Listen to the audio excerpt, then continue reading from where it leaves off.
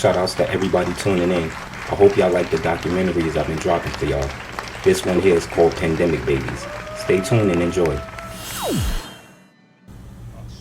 The babies born from 2020 until now, in my eyes, are what I call pandemic babies.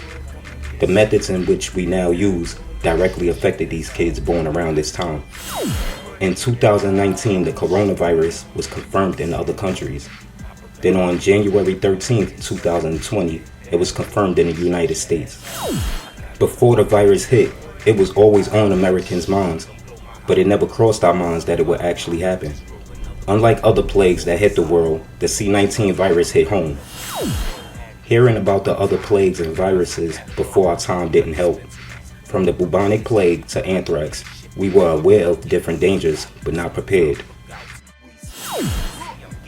It's unfair to all the kids born after the pandemic for the simple fact that the kids born prior to the pandemic had a better percentage in academics. Schools were starting to shut down, and with social distancing, it caused a new separation within the world. Some parents now had to figure out how to work and find someone to watch the kids. Remote learning, if y'all don't know what that is basically learning from home, was the hardest things for parents to get adjusted to. Oh, y'all don't believe me? Well, check this out. I got the proof. Yeah, y'all laughing, but just be honest.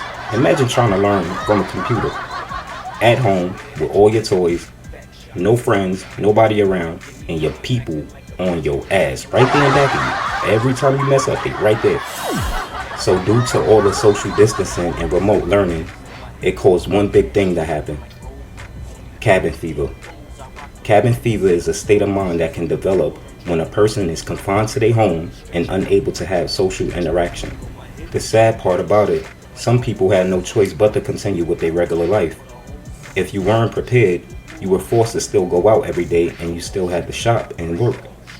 And if you were a single parent, it was most likely worse for you. Your struggle was harder, and which at times put a strain on the relationship with you and the child. Not to mention, it heightened the big D word. Hey, hold on. No, not that D word. Depression. What's wrong with y'all? It leads on to so many other things. Things like ADHD, attention deficit hyperactivity disorder. Most kids suffer from this already. My opinion, most kids have ADHD simply because they're kids. To sit still or pay attention to one thing is hard for adults to actually do. Since medical terms are actually trusted, they're really combated. So what happens when you mix cabin fever with ADHD, depression, and all the other said prior things? Exactly, gray hair. But anyway, no socializing and confined to home with a burst of energy is a lot to deal with. Now remember you as a child. Remember when you used to be outside for hours and it felt like it was only a half an hour. In all actuality, you was outside all day. But we ain't gonna complain. We all gonna complain about the pandemic babies because they only get 5% of that. Is it fair that pandemic babies have less chances at social interactions? Is it fair that they have to attend their first day of school standing 6 feet away from each other? Is it fair that they have to be in a park or playhouse with a mask on? No, it's far from fair. One thing for certain, them pandemic babies gonna be some little tough ones.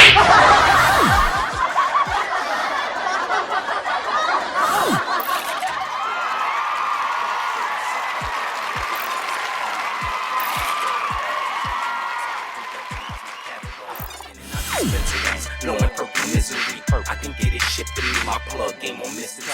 Summertime.